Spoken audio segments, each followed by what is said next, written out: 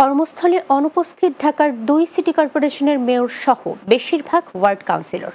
এতে ব্যাহত হচ্ছে নাগরিক সেবা। চরম ভোগান্তিতে পড়েছেন নগরের সেবা প্রত্যাশীরা। এ নিয়ে ক্ষোভ জানিয়েছেন সাধারণ মানুষ। বিস্তারিত প্রান্ত পারভেজের প্রতিবেদনে ক্যামেরায় ছিলেন মঞ্জুর মোরাদ। শেখ হাসিনার পদত্যাগের পর লাপাত্তা ঢাকার ২ সিটি কর্পোরেশনের মেয়র সহ অনেক ওয়ার্ড কাউন্সিলররা। নাগরিক সেবা বঞ্চিত নগরবাসী। বিভিন্ন এলাকা ঘুরে দেখা যায় বেশিরভাগ কাউন্সিলর কার্যালয়গুলোতে ঝুলছে তালা। প্রাপ্য সেবা না পেয়ে হতাশ সাধারণ মানুষ। কাউন্সিলর না থাকলে কাউন্সিলরের সেবা মানুষ পাবে কিভাবে? ভোগান্তি তো অবশ্যই শিকার হচ্ছে, যেহেতু আমাদের এলাকা নাই, বিভিন্ন জায়গাতে বিভিন্ন চাপ আসে, মশা ওষুধ দেয় না, ঠিকুন আসে না, এইগুলো বিভিন্ন যায় জামালা। কাউন্সিলর তো পদপদবি যেখানে যা আছে সবই তো ডিলেট। বর্তমানে আমরা খুব ভুক্তভোগী হইতেছি।